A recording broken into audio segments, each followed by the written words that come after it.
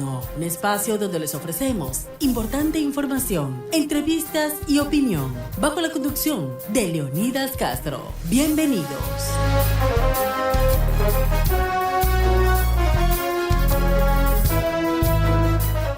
Buenas noches, bienvenidos. Soy Leonidas Castro. Gracias por estar con nosotros aquí en Radio I-99 en su programa Diálogo Nocturno, a quienes nos sintonizan a través de nuestro canal digital y por supuesto en el 98.9 FM aquí en Radio I-99. Por supuesto tenemos noticias, novedades, lo que está ocurriendo también en Medio Oriente preocupa, ¿no? El precio del petróleo está disparado, esa tensión que hay entre Estados Unidos, Irán, por el tema del control en el estrecho de Hormuz y realmente una situación crítica, como lo habíamos hablado, pues a inicio de semana, que justamente está empezando con al menos en Ecuador, pues con efectos ya el precio del petróleo, disparar el precio de la gasolina. Queremos saludar hasta ahora de la noche, estamos con el experto en seguridad Hugo Acero, desde Bogotá, Colombia. Lo saludamos a nuestro querido invitado Hugo Acero. Buenas noches, Hugo, ¿cómo está? Bienvenido, le saluda Leonidas Castro. Leonidas, buenas noches y gracias por la invitación. Mi querido Hugo, queremos consultarle, pues no, un poco esta relación tensa que tenemos. El presidente Daniel Noboa decía este lunes, pues que va a esperar, lastimosamente, que el nuevo gobierno de Colombia que se elija en el mes de mayo, pues sea tal vez con quienes toque entablar nuevamente estas relaciones. Ya dijo el presidente, perdió las esperanzas con el presidente Gustavo Petro para tratar de volver a retomar las relaciones con Colombia. Y es lamentable porque obviamente somos países hermanos y hacía referencia el presidente de la República de Ecuador que justamente entre los acuerdos no solamente está el tema de la frontera, la seguridad, sino también el tema de la venta de energía, que se nos vende la energía a lo mismo que le vende Ecuador cuando lo necesita Colombia. ¿Cómo analiza esta situación de una situación fronteriza que realmente se ha un poco desbordado el tema comercial? Pues la verdad es desalentador, digamos, las decisiones que se han tomado, particularmente, digamos, por parte del gobierno colombiano, en cabeza del presidente Gustavo Petro, que pues no ha tocado el tema que realmente corresponde y es el tema de la seguridad. Y en esto hay que ser claro y es que los únicos que realmente están sufriendo las consecuencias de esta serie de aranceles de lado y lado, ya el presidente Gustavo Petro está hablando también de aplicar el 100% de aranceles a productos ecuatorianos, de acuerdo también como lo hizo el presidente Noboa, y los únicos perjudicados son las familias y las personas y los empresarios y quienes viven de la economía fronteriza, la verdad, y del paso de mercancías tanto hacia Ecuador como hacia Colombia. El tema está afectando de manera muy fuerte y grave la frontera de lado y lado. La economía allí se ve completamente afectada y no solamente la economía de nivel fronterizo, hay empresarios de otras regiones del país que no están pudiendo llevar los productos a Ecuador dado este nivel arancelario. Ojalá, como plantea el presidente Noboa, ojalá con el nuevo gobierno se puedan restablecer esas relaciones, pero van a pasar, yo diría que otros 6 meses para que eso se llegue a normalizar en caso de que llegue un gobierno distinto. Hugo, y justamente el tema de la seguridad en la frontera, el presidente Daniel Noboa ha señalado que nos cuesta como país más de $400 millones tener toda la fuerza militar, tener todo ese despliegue operativo, en controlar una frontera que es inmensa y donde hay muchos pertrechos, hay filtraciones, es una frontera permeable. ¿Cuánto le podría costar a Colombia o qué esfuerzo político podría costar tratar de darle seguridad a una población que les pertenece y que realmente, según lo que dicen incluso algunos cercanos autoridades de Colombia, está descuidada la frontera de ustedes? Pues la verdad es que es mínimo lo que pudiera costar si los dos países se ponen de acuerdo, no solamente para garantizar la seguridad, sino para fortalecer el proceso económico y la actividad de desarrollo de la frontera, porque digamos, Colombia ha tenido descuidadas sus fronteras, no es la primera vez que esto sucede, son muchos años atrás que las fronteras han estado descuidadas y en el caso de la frontera con Ecuador, pues ni se diga. Quizá hoy se llama la atención básicamente por la violencia que ha generado el narcotráfico que se desplazó de Colombia hacia Ecuador. Pero en principio, cualquier esfuerzo que hagan las dos naciones va a ser mínima la inversión frente a los grandes beneficios que tendría el tener una frontera segura y tener unos programas conjuntos para desarrollar tanto económica como socialmente, los territorios de lado y lado de la frontera. Yo creo que eso sería tremendamente beneficioso desde el punto de vista social y desde el punto de vista económico, y los costos desde el punto de vista de seguridad serían mínimos, pero eso requiere dos gobiernos con los cuales se puedan poner de acuerdo.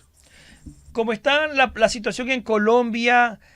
¿Podría haber, usted cree, con el siguiente gobierno un acercamiento seguro más allá que pueda llegar alguien de la tendencia del partido del candidato del presidente Gustavo Petro? Pues no estoy tan seguro si Iván Cepeda, que es el candidato del presidente Gustavo Petro, restablezca de manera rápida y tranquila, sin tanta confrontación y con ganas de pelear. No estoy tan seguro que eso no vaya a suceder, pero podría ser. Garantizaría mucho más unas relaciones, cualquier otro candidato que ganara distinto al propio candidato del presidente. Ahí se podría tener una mayor certeza de que las relaciones se restablecerían de manera muy rápida. Hugo, termina siendo esto, en vez de ser un problema de atender a la ciudadanía, un tema ideológico. Gobiernos que no son afines por sus diferencias ideológicas terminan afectando a una población que sufre las consecuencias y donde el crimen organizado le va ganando la batalla a los gobiernos. Completamente de acuerdo. Realmente aquí lo que hay es un problema ideológico dentro de los dos presidentes, pero yo creo que ha sido mucho más confrontacional, mucho más peleón, si se quiere, el presidente Gustavo Petro hacia el presidente Daniel Noboa, pero en el fondo es un problema ideológico.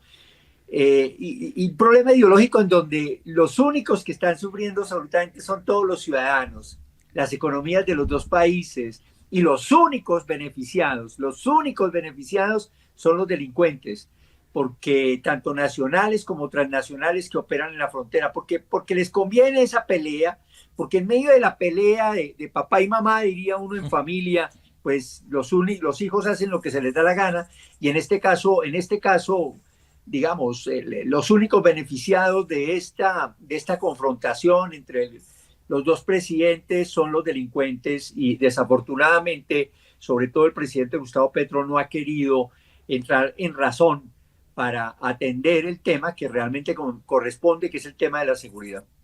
Y cuando hablamos justamente del tema ideológico, pasa también por un poco que necesitamos tal vez un mediador. Estados Unidos, el presidente Trump se sentó con el presidente Petro, se hablaba de la posibilidad de que esto termine, pero no pasó. ¿Qué nos queda? Porque si sigue la tendencia de la ideología en las elecciones que tienen ustedes en mayo y el cambio de gobierno en agosto, que me parece que seguiríamos en lo mismo. Yo creo que tanto Ecuador como Estados Unidos realmente están esperando y están esperando con el deseo también que haya cambio de gobierno para restablecer esas relaciones y poder trabajar en equipo.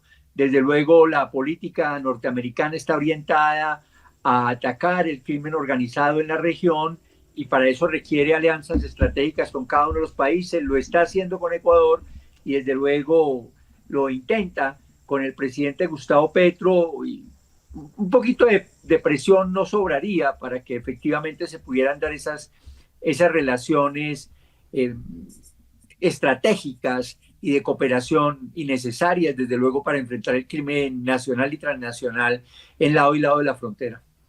Y el Shield of the America, ese escudo justamente que se plantea desde Estados Unidos para combatir en la región todo lo que es el crimen organizado, el narcotráfico, ¿cuánto podría ayudar? Tenemos cambio también de gobierno en Perú, ahora en Colombia. No estuvieron estas dos naciones en la cumbre que hubo justamente el mes pasado, pero podría ayudar mucho que los gobiernos de Colombia y de Perú, que son también productores de droga, y Colombia, como sabemos, el mayor productor de droga, entren en esta misma lucha, en esta misma unión que plantea Estados Unidos. Yo creo que va a haber esa presión. Seguramente también están esperando que cambien los gobiernos para entrar a presionar y un poco mirar de manera también en relación de las dos naciones, de Colombia y Ecuador, pero también con Estados Unidos, para mirar cómo logran, estoy hablando de los Estados Unidos, implantar el tema del escudo de las Américas con los países que no asistieron o que no fueron invitados. No es porque no hayan asistido, es que no fueron invitados a esa reunión. El presidente Trump realmente prefirió reunirse con los gobiernos que considera amigos y aquellos con los cuales tiene ciertas diferencias no fueron invitados a esa reunión, pero luego dijo que los iba a invitar a la próxima reunión y seguramente eso va a suceder, pero creería que hoy todos los gobiernos están esperando a que haya cambio de gobierno para entrar casi a dialogar con gobiernos, entre comillas, todos amigos para entrar a enfrentar el tema del crimen transnacional. Y Hugo, usted, por ejemplo, hay un tema pendiente en la frontera que también es atender a la población de escasos recursos. Trabajar en lo social es complicado, los gobiernos no le apuestan a eso. ¿Qué más se debería hacer para que esa frontera, además de combatirla como se lo hace de la manera dura, también hay que entrar en lo social, que es lo que a veces no se comprende? Porque si usted atiende a la sociedad, muy difícil van a caer en esas garras que termina siendo el narcotráfico, el sembrar la hoja de coca. Es que todo esto lo miran los gobiernos como un gasto y realmente hay que mirarlo es como una inversión. La inversión en seguridad lo que permitiría es que efectivamente las fronteras, que son territorios vivos y muy dinámicos desde el punto de vista de economía, podrían dar unos rendimientos financieros altísimos, unos rendimientos económicos importantes. Pero para eso se requiere no solamente seguridad, o sea, sin seguridad no hay inversión, sin inversión no hay crecimiento económico, sin crecimiento económico no hay empleo y tampoco va a haber bienestar. Entonces, la seguridad es fundamental. Y yo creo que realmente ahí los dos países realmente podrían llegar a sentarse a mirar cuáles son las estrategias de seguridad que se pueden garantizar, pero también cuáles son los desarrollos económicos y sociales que hay que desarrollar, valga la redundancia, desarrollar en la región para que haya una frontera mucho más dinámica, mucho más económica y mucho más desarrollada. Eso es lo que hacen los países en Europa, eso es lo que hacen los países en otros continentes y desafortunadamente en el caso nuestro, nuestros gobiernos han estado de espaldas a la realidad de nuestras fronteras. Hoy las miramos porque estamos siendo afectados en términos de violencia, particularmente Ecuador por el narcotráfico de Colombia que se trasladó y buscó salidas por Ecuador.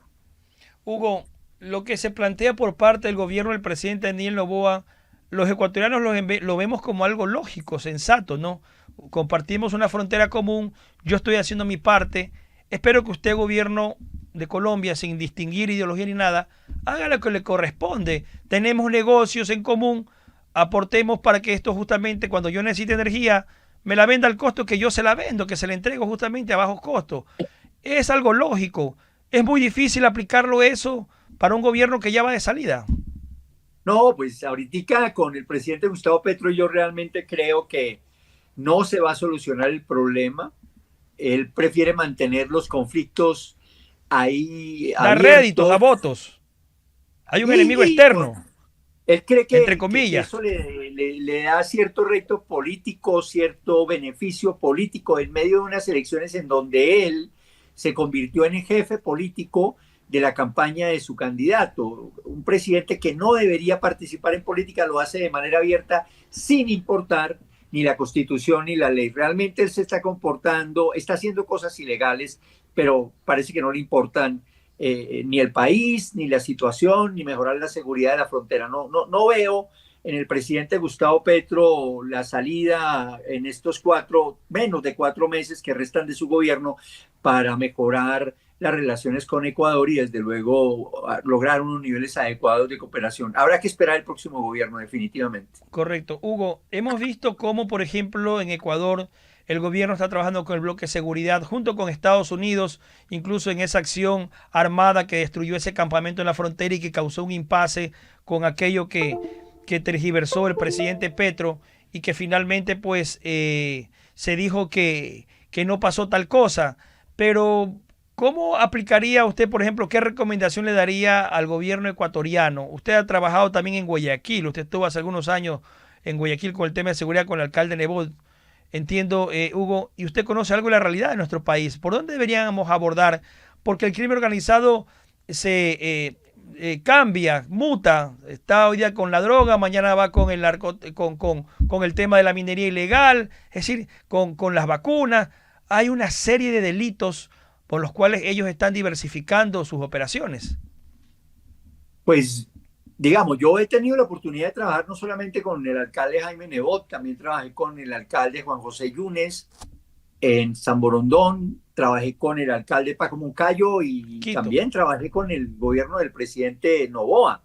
Estuve con la ministra del Interior, con Mónica Mónica Palencia, Palencia. la doctora Mónica Palencia.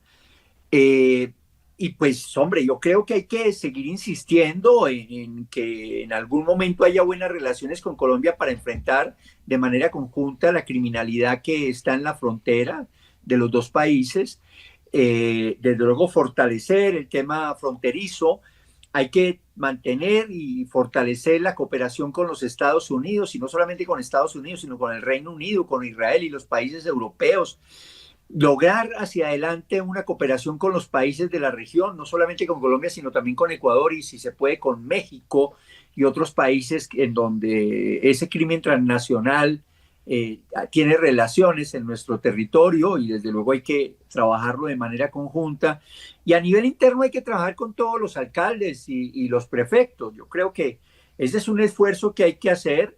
Esto no lo soluciona solamente el presidente Noboa. Este es un problema de Estado que requiere la participación de las instancias territoriales, pero también de los distintos poderes del Estado. Este no es solamente un problema del Poder Ejecutivo en cabeza del presidente Noboa, es un problema que también compete a la rama judicial, a la fiscalía, a los jueces, a los cortes y absolutamente a la rama judicial completa, pero también al Poder Legislativo, que debería estar sacando las mejores leyes desde el punto de vista del lavado de activos, contra el terrorismo, contra, digamos, los manejos financieros de las mafias nacionales y transnacionales que operan en Ecuador y en Colombia, sobre todo en Ecuador, desde el punto de vista de Ecuador y su presidente. Entonces, son tantas las acciones que tienen que desarrollar para enfrentar una criminalidad no solamente organizada, sino con todos los recursos del mundo. Porque si algo tienen esos criminales es que tienen buena cantidad de recursos para lavar, para sobornar, para extorsionar, para corromper, porque tienen esa capacidad no solamente en Colombia, sino en Ecuador y en otros países. Entonces, la tarea es muy dura, pues si corresponde desde luego a los estados, más que a solamente al Poder Ejecutivo, enfrentar esa criminalidad. Si se trabaja en equipo, no solamente con los países vecinos, sino también a nivel interno, es posible obtener mejores resultados. Y también un poco la coordinación con la función judicial. Hay, por ejemplo, en Ecuador tenemos ese grave problema que dicen que, bueno, que el crimen organizado está infiltrado por todos lados, la corrupción y la justicia, y quedan en libertad muchos delincuentes y realmente ocurre lo que a veces no se esperan las autoridades. Sin embargo, termina siendo una lucha desigual, porque mientras los militares, la policía, detienen a los delincuentes, los jueces los liberan.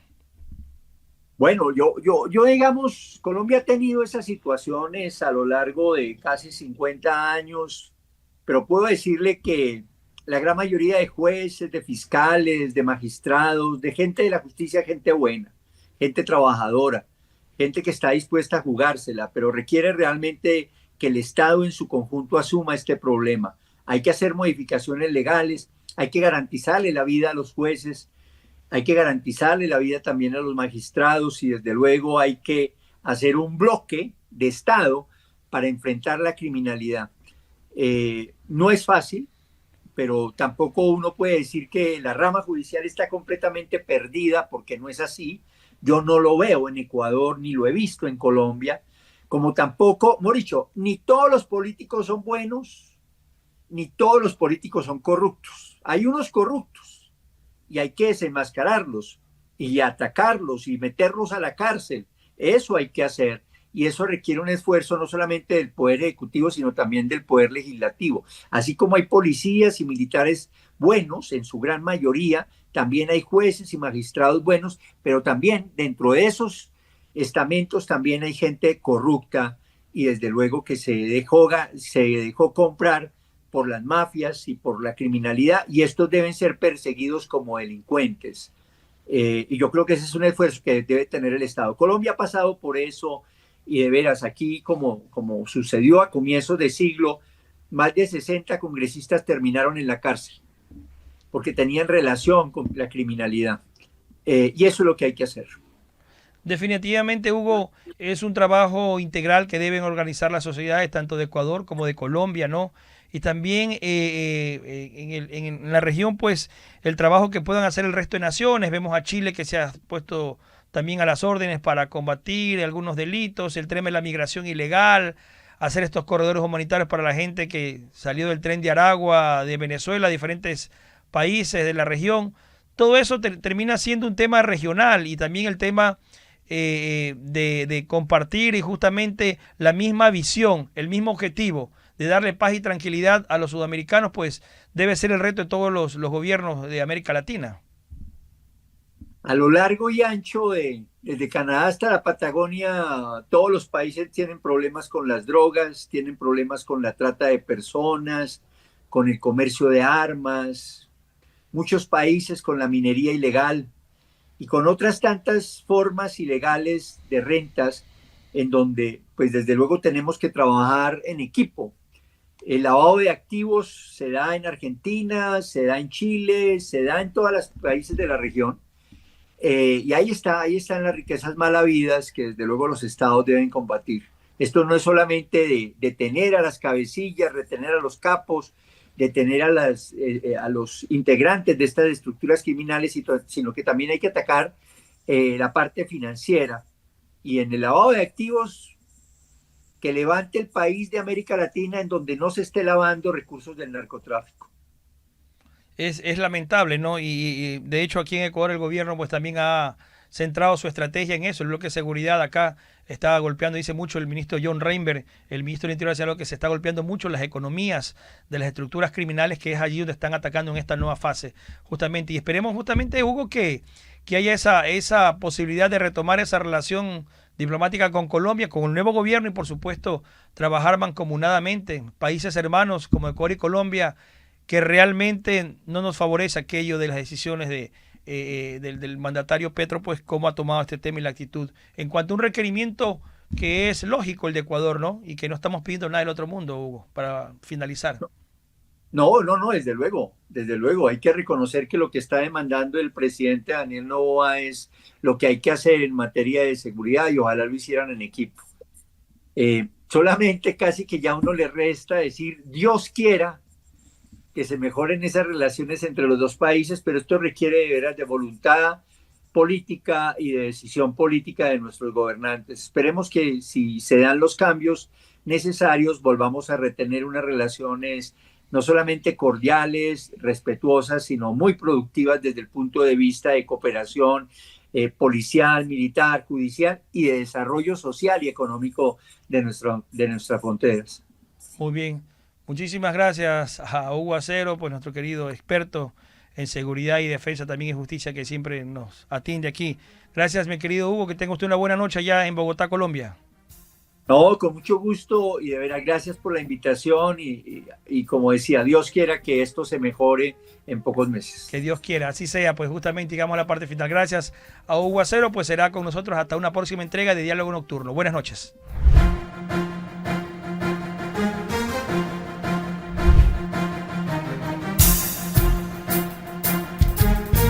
Y 99 presentó Diálogo Nocturno. Hasta la próxima.